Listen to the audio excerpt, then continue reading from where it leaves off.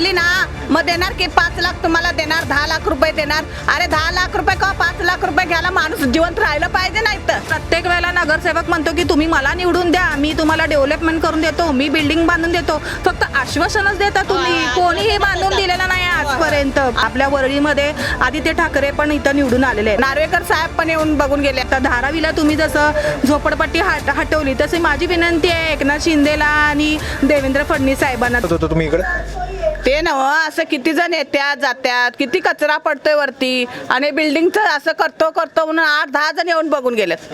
आजपर्यंत कोणी आलेलं नाही.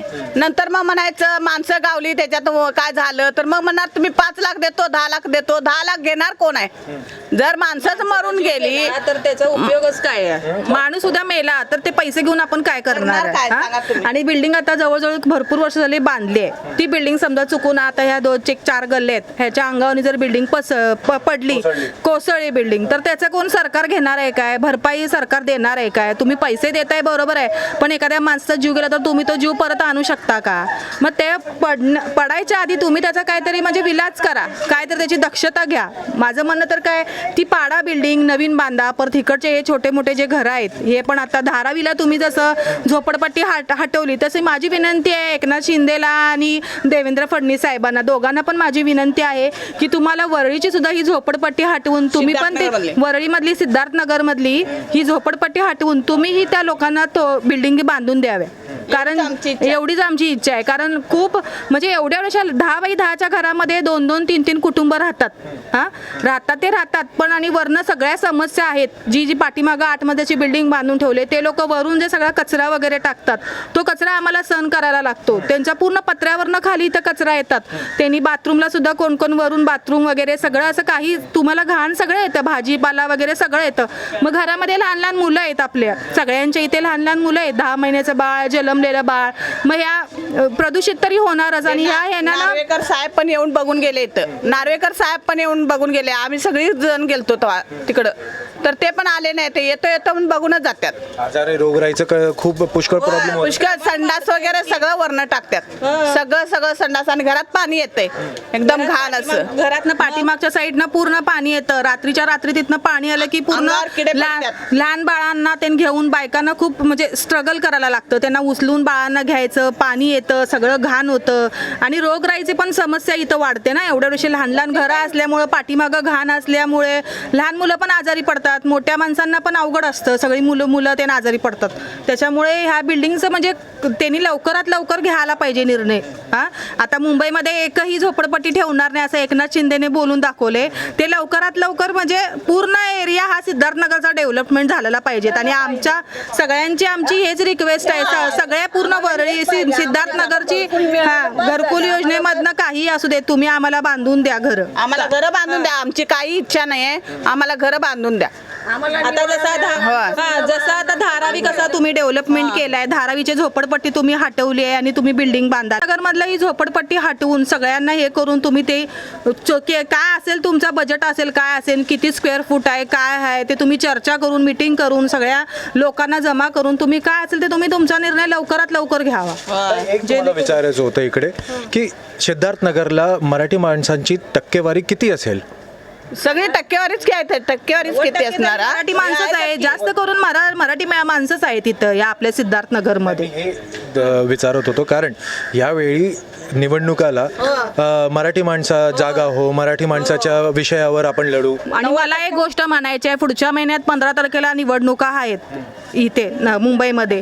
पण प्रत्येक वेळेला नगरसेवक म्हणतो की तुम्ही मला निवडून द्या, मी तुम्हाला डेव्हलपमेंट करून देतो, मी बिल्डिंग बांधून देतो. फक्त आश्वासनच देता तुम्ही, कोणीही बांधून दिलेलं नाही आजपर्यंत. फक्त आणि मग निवडून येईपर्यंत तुम्ही जर असं करताय, जर आम्ही जर एकही माणूस जर सिद्धार्थनगर मधला जर 15 तारखेला बाहेर नाही पडला म्हणजे निवडणुकीत मत देण्यासाठी, तर मग आम्ही मतच नाही टाकली. समजा आमचा म्हणजे आता गेल्या 5 वर्षाच्या आधी एकट्यानं सांगितलं की आम्ही बिल्डिंग बांधून देतो, असं आम्हाला प्रत्येक 5-5 वर्ष असं देत आहेत. मग आता ह्या वर्षी जर आम्हीच मत टाकायला बाहेर नाही पडलो तर मग तुम्ही काय करणार आहे? आम जनतेच्या ह्याच्यावरच तुम्ही निवडून येताय, मग त्यांची पण समस्या तुम्ही सॉल्व्ह करायला पाहिजे ना. आम्ही कंटाळलोय, प्रत्येक वेळी आम्ही कंटाळलेलो आहे. प्रत्येक वेळेला 5 वर्ष जातोय म्हणतोय मला निवडून द्या, मी बिल्डिंग बांधून देते. ते म्हणतात मला निवडून द्या, मी बिल्डिंग बांधून देतो. असं सगळीजणच म्हणतात पण कोणी बांधायला तयार होत नाही. त्यांचं काम झालं की तेच चालले मग बसा तुम्ही इथं असं घाण. आणि माझी एक विनंती आहे की नगरसेवक असू देत किंवा कुठला दुसरा नेता असू देत, आपल्या वरळीमध्ये आदित्य ठाकरे पण इथं निवडून आलेले आहेत. कोणीही असू दे, कुठल्याही पक्षातला असू दे, फक्त आमची एवढीच विनंती आहे की झोपडपट्टी हटवावी आणि बिल्डिंग बांधून द्यावी. ते कोणीही बांधून द्यावं, कुठलाही इंजिनियर असू दे किंवा कुठलाही नेता असू दे, कुठलाही बिल्डर असू दे, कोणाकडेही जाऊ दे, ते कोणाच्याही ताब्यात जाऊ दे बिल्डिंग, पण त्यांनी गोरगरिबांसाठी एवढी बिल्डिंग बांधून द्या, एवढीच आमची रिक्वेस्ट आहे सगळ्यांची. आम्हाला या त्रासातून उठायला किती भारी पडतंय बरं. हा, वरनं किड पडत्यात, वरनं किड, माती, दगड काय पण फेकतात वरनं. जर काय वरनं फेकलं, एखाद्याचं पडलं, पत्रा फुटून जर माणूस जर मेलं तर मग हे काय फायद्याचे आहेत. देतो म्हणतात ना, बिल्डिंग पडली ना मग देणार की 5 लाख तुम्हाला देणार, 10 लाख रुपये देणार. अरे 10 लाख रुपये किंवा 5 लाख रुपये घ्यायला माणूस जिवंत राहिलं पाहिजे, नाही तर तुम्ही देणार कुणाला? मग त्यापेक्षा जिवंत आहे तोपर्यंतच करून द्या ना आम्हाला. मागच्या माणसांनी 5 लाख रुपये 10 लाख रुपये घेऊन काय करायचंय? आमचा गेलेला माणूस तुम्ही परत आणून देणार आहे काय? मग ही अशी दुर्घटना घडू नये, पुढं काही होऊ नये, कारण आता आउटसाईडला बिल्डिंगा पडत आहेत. आता तुम्ही बीडीडी चाळ जुन्या झाल्या, खूप वर्षाच्या आहेत म्हणून तुम्ही त्या पडू नये, कोसळू नये म्हणून त्याचा बांधला.